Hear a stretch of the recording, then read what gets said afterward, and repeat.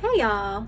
Sometimes remembering how to pour up your impression can be very confusing, just depending on how you felt during the clinicals. And so I wanted to do this video as a reminder. Once you take your impression, you should pour it up immediately. Okay, pour it up immediately. Remember, if you are unable to do so, if you are unable to pour up your model immediately, you must wrap it in a wet paper towel. Okay? My name is Ruby Jones and I am your favorite dental diva. I have been a chairside assistant for nearly 15 years. Along that journey, I have made plenty of mistakes. That is why I am here to share with you my wisdom and knowledge so that you can avoid the same mistakes that I've made. Okay, so first, you gotta have your vibrator. Always, this is a tray cover. Always make sure you cover your vibrator because it makes the cleanup a whole lot easier. So make sure that you cover your vibrator. I'm gonna move this to the center for now. All right. So I'm going to use this rubber model here. This is a rubber model, and so I have to do this for the students, but for you it would be a freshly taken impression, whether it's PVS, whether it's alginate impression. It doesn't matter. You would be pouring it up the same way. So for that, this is a debubbleizer that we use because it's not a wet, fresh impression.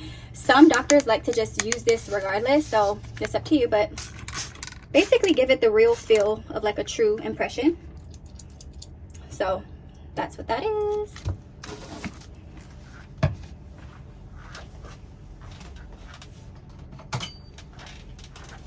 Got our bowl and my spatula.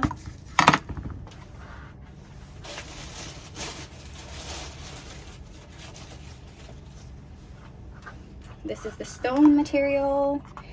The cast stone powder can come in different colors depending on your setting time, depending on the specialty, etc., etc. That just preference.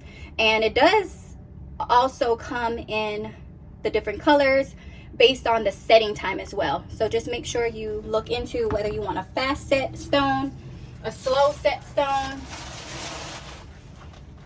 whatever. Okay, then I'm gonna add some water. I may have added too much.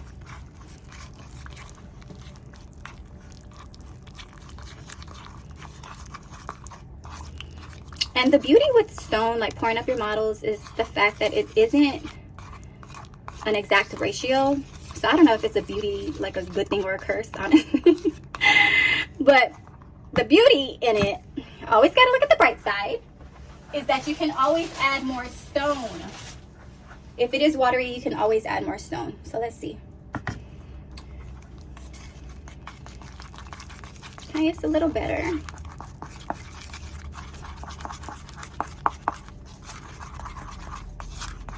Still a little watery.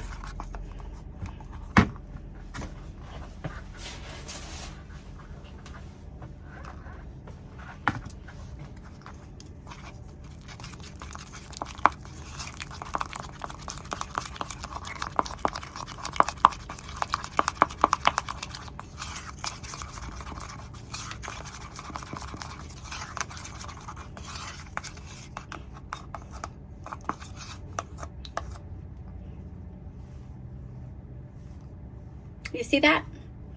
That is a trick that my mentor, Dr. Boy, told me. You want to mix it not too thin, definitely not too thin, but not too thick. And she told me if you want to be able to flip that bowl upside down and it not plop on the floor. Okay, so that's how we kind of know. Don't be going making a big old mess. But that's how you know that it's a good mixture, a good consistency. Okay, so now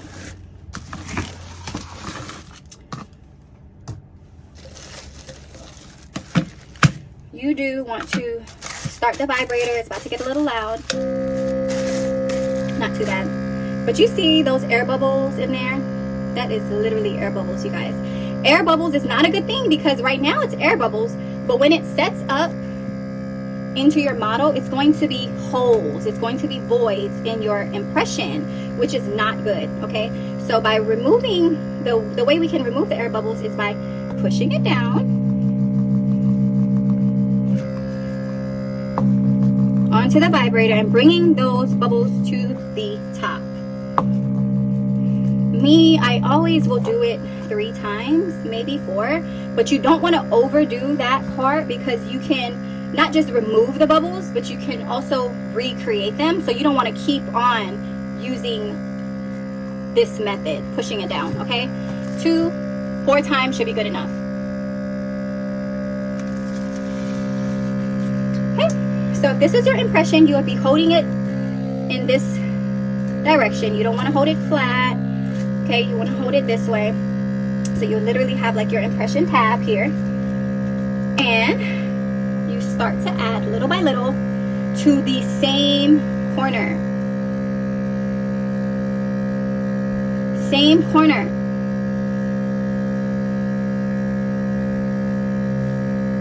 And you see it migrating on down to the other side. What you don't want to do is add to this corner, then add to that corner, this corner. No, you stay consistent by adding to the same corner. Because if you do not add to the same corner, if you put some here, you put some there, once it meets in the middle, you'll have an air bubble right there. So you just kind of push, apply pressure, and applying pressure allows the material to move, the cast material to move. You rotate your arm and you just still add to the very same corner.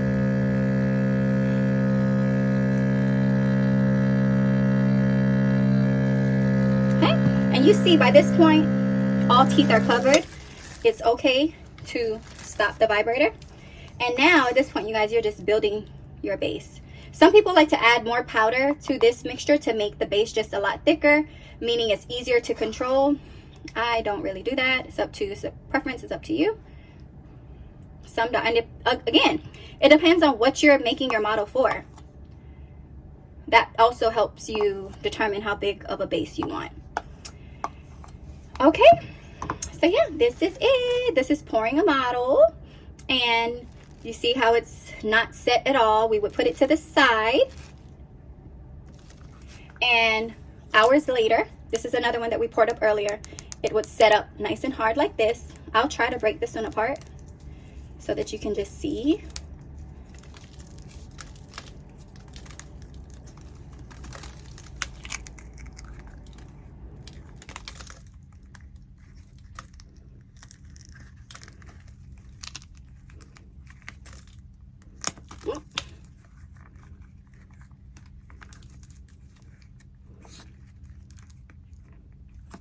Gosh, yo, this is hard. This silicone is hard. All right, so look how beautiful that is. Look how beautiful that model came out from using this method. Absolutely beautiful. So this one that we just poured up is going to turn out just as beautiful as this one. Okay, so I hope this video was helpful, and I'm actually going to pour another one. I'm not going to even speak through it though, but I am going to pour it up so you can watch me do it one more time.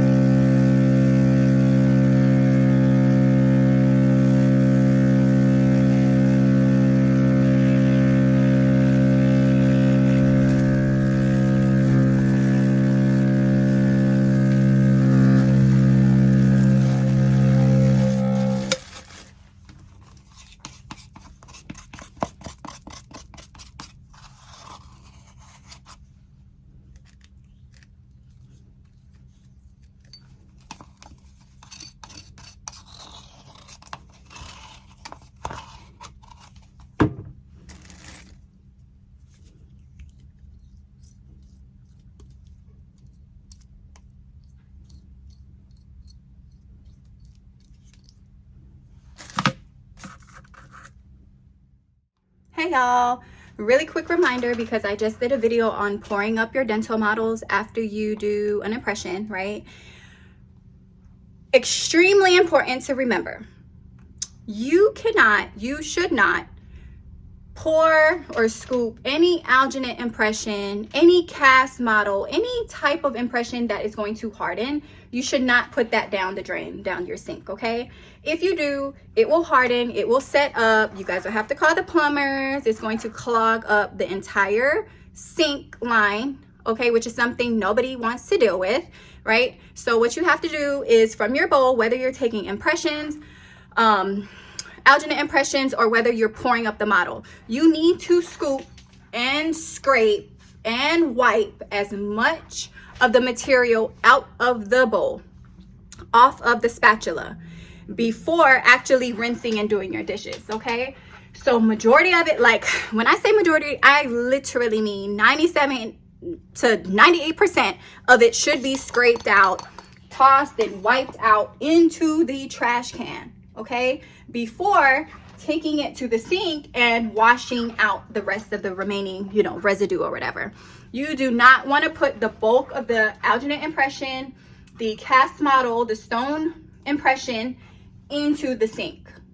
Do not do that, okay? A great assistant would never do that, okay? So it's a reminder just to make sure, because nothing's wrong with friendly reminders. We all need them, okay? So a reminder, alginate impression, cast stone model material should never, ever, ever, ever, ever go down the sink. Scrape, put most of it out in the trash can, and of course the remaining residue, like right here, I'm about to do some dishes, I'm about to wash and scrub this out, okay, from the bowl and the spatula. Thank you.